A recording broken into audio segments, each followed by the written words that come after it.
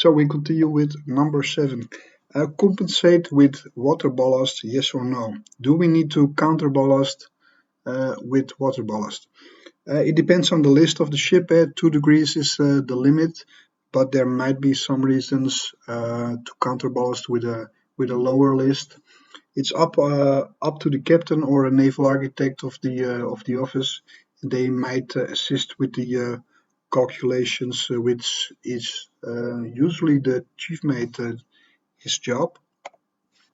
The weight of the lift in relation to all main working loads or safe working loads, they can be exceeded because you have a dangerous lift, and this attribute might actually break if you exceed the limits.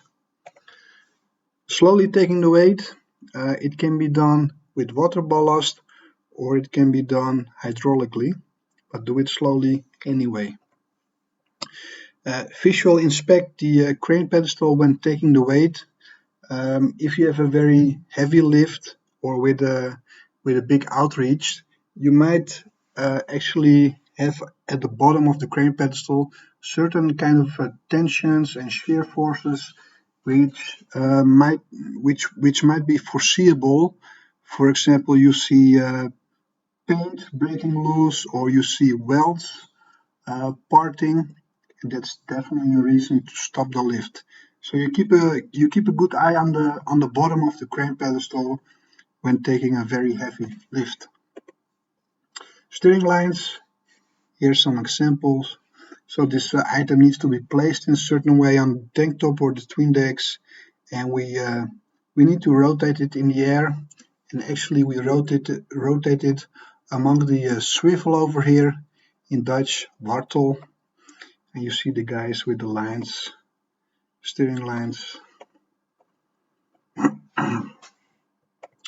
So here's a grommet.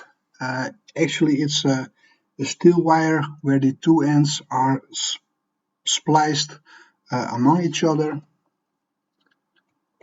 It is very important that along the splice there's only any pulling tension, because otherwise if you actually if you bend the splice, it's possible that the two parts become loose and actually you lose the lift. It will break and it will fall down. So for that reason the splice is indicated as red, and the part which can be among the ramshorn hook is made green. And usually a rule of thumb for the distance between the red and the green is 1/3 of the length of the grommet. But just keep in mind that the splice will not be bended, but only pulled on in a longitudinal direction.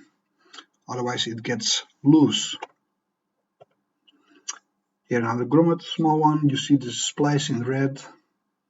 So broken strands, part of a steel wire.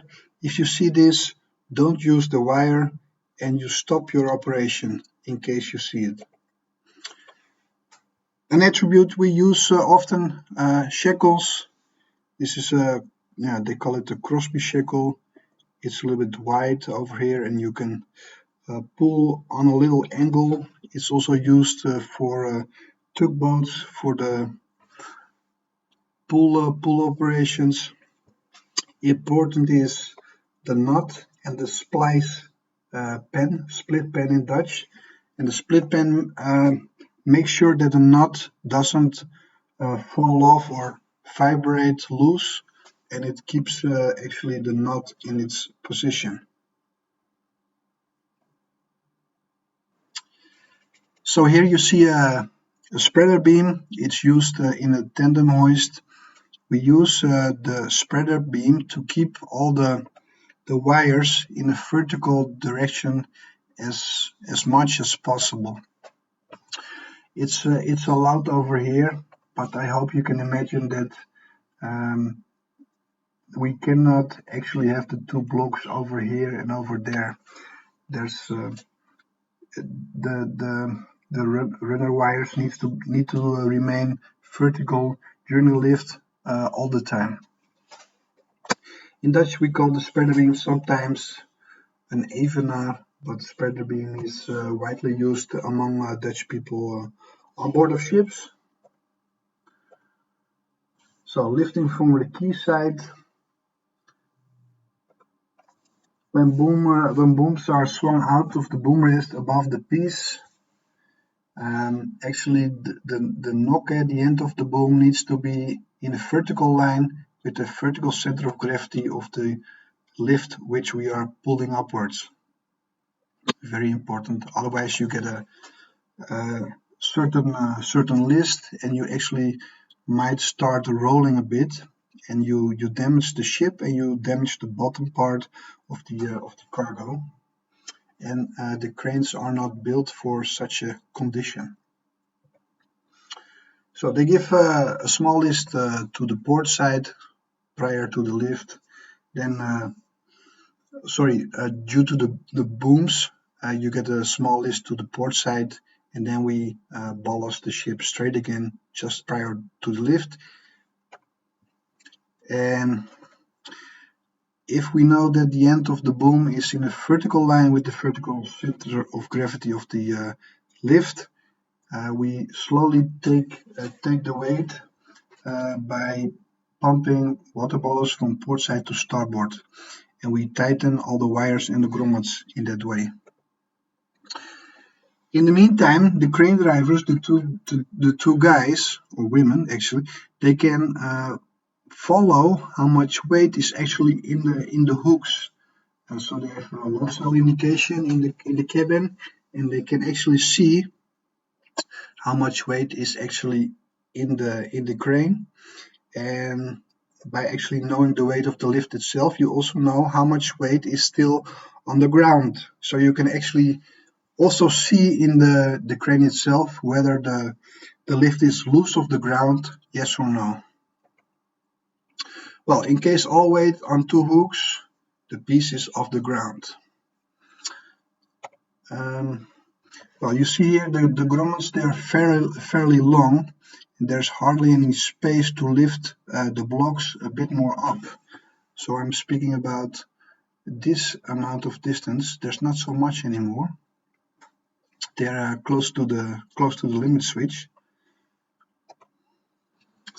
And note that the key is almost flush with the deck of the ship. And in this case, this will help us a little bit with the lift.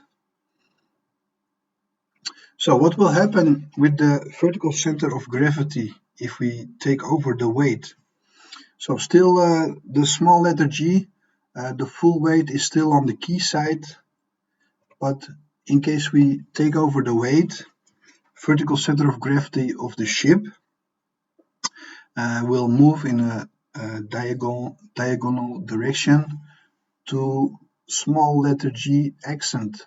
So G accent will move from here on this diagonal line till the end of the boom, and by actually